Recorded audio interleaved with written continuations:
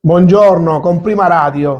Siamo in compagnia del signor Garifo di Partinico, Sì, nato e cresciuto. un grande della storia siciliana, cioè tutti questi pupi che lui riesce a mettere in piedi con il suo teatrino.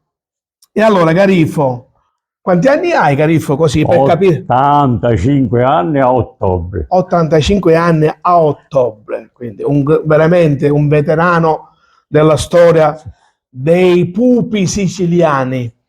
Allora, che cosa dobbiamo chiedere a signor Garifo? Perché questa tua passione?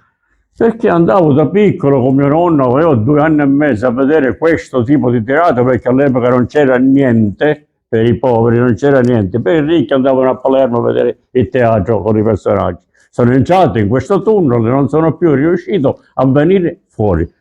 Vabbè, un tunnel molto colorito. Non ho nessun vizio. E anche colorato, giusto? Non ho nessun vizio, non ho mai bevuto, non gioco, non vado a nessun posto, lavoro, pupi e casa. Quindi un tunnel pieno di fantasia, sì, che ti ha portato sicuramente a crescere e andare avanti con la vita in maniera soddisfacente, giusto? Sì, signore. Perfetto. Io so che a casa qualcuno ti collabora. Chi? Ma la mia signora mi fa questi bei vestiti, perché questi sono state fatte le armature, il resto glielo facevo i vestiti. Quindi le armature, io le montavo, bravo, sì, monti le armature, riuscendo a mettere in piedi il pupo in sé, sì. E la sartoria la cura la tua signora. Come si chiama la sua signora? Si chiama Dio Guardi, Nina. Dio Guardio Nina. Nina, di Partinico, Sì, anche lei di Partinico. Sì. Perfetto. Che cosa vorresti dire ai giovani per quanto riguarda il saper godere della vecchia tradizione siciliana?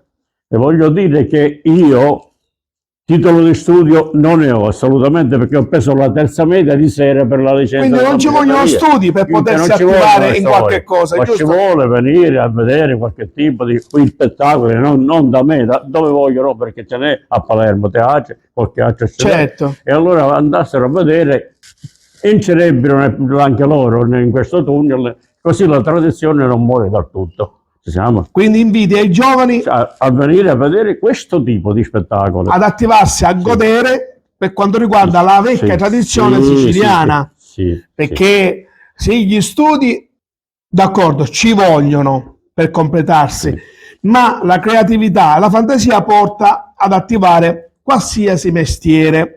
Anche questo è un mestiere. Logico. Perfetto. Non sono pupi e basta. Esatto. Perché poi per muovere questi pupi ci vuole fantasia e creatività. Puoi farmi qualche voce? Ne faccio qualcuna. Ti faccio quello di Orlando e Rinaldo. Orlando e Rinaldo. Orlando passo e Orlando normale. Orlando che dice ti dasse 4 tempolona. No, questo tempolona all'epoca si diceva Torrentane. Ti faccio Torrentane. Ok. Angelica, povera, me sono perduta. E Orlando che mi segue, non ho disonorare. Oh, come faccio? Vado per Rinaldo, vedo il castello, ma dove è qua? E non lo posso fare. Angelica, amor mio, aspetta, il tuo Orlando. Il tuo furioso. Il tuo furioso Orlando. Bravo. Poi Orlando impazzisce. Pure, anche nei vecchi tempi subentrava la pazzia. Sì, ma perché? Ti dico perché. Perché quando Orlando legge in un albero Medoro e Angelica spose, no, Angelica è mia, deve essere solo mia, cercherò questo Medoro, lo ucciderò, via Angelica, Angelica! E scappa. Quindi questa è la professione graziosa del nostro Garifo, dove riesce attraverso le sue voci particolari, dove le differisce una dall'altra proprio per dare significato ad ogni pupo, e attraverso questo riesce a fare il teatrino. Logico, vero? Teatrino si chiama, giusto? Perfetto.